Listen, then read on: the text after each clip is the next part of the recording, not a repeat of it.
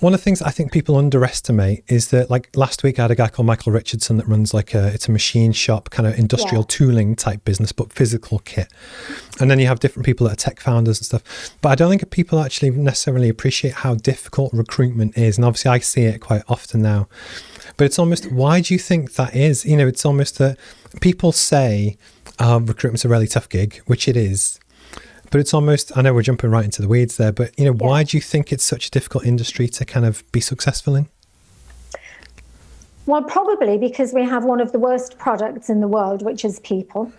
So I would much prefer to be selling pens or cups or whatever, but people are our product. And unfortunately, they have a tongue in their head, they have a brain, they do what they want to do.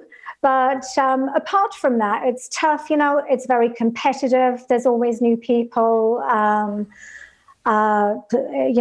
setting up what seems like weekly. Mm-hmm. So the market's very saturated. And also a lot of businesses don't actually value what we do, which is a shame because, we're supplying your most important asset, which is your people. So, we're trying to change that perception anyway.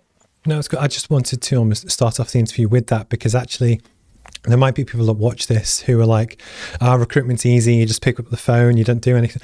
But that's not the case. And it's almost where I think one of the wins from this interview... It used to be when I first set up, or when I first got into recruitment back in the 80s, it was a very, very different sector. But yeah, it would be great if it were easy, but no business is easy, but recruitment is particularly tough.